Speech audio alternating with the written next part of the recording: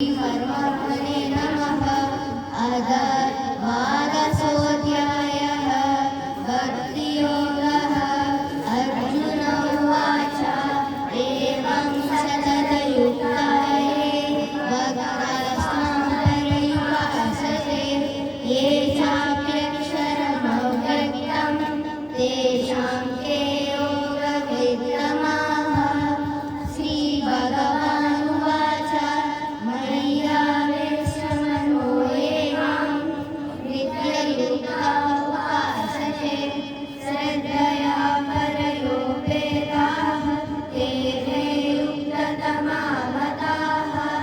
ये त्वमक्षरमनिर्देश्यम् अव्यक्तं पर्युपासते सर्वत्र गमचिन्तं च कूटस्थम् अचलं ध्रुवम् सन्नियम्येन्द्रियग्रामं सर्वत्र समबुद्धयः ते प्राप्नुवन्ति मामेव सर्वभूतहिते रताः।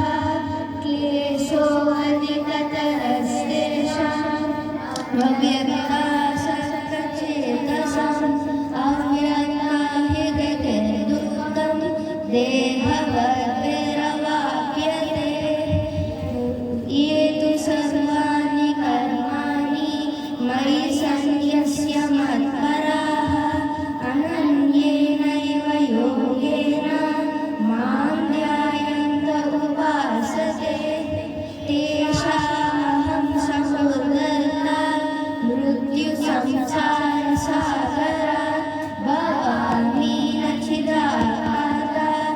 मय्यावेशितचेतसां मय्येव मन आदत्स्व मयि बुद्धिं निवेशय निवसिष्यसि मय्येव अत ऊर्ध्वं न संशयः। अथ चित्तं न मादातुं न शक्नोषि स्थिरम् अभ्यासयोगेन ततो मामिच्छातुं धनञ्जय। अभ्यासेऽप्यसमर्थोऽसि मत्कर्म परमो भव। मदर्थमपि कर्माणि कुर्वन् सिद्धिमवाप्स्यसि। कायेन वाचा मनसेन्द्रियैर्वा बुद्ध्यात्मना वा प्रकृते स्वभावात् करोमि यद्यत् सकलं परस्मै नारायणायेति समर्पयामि।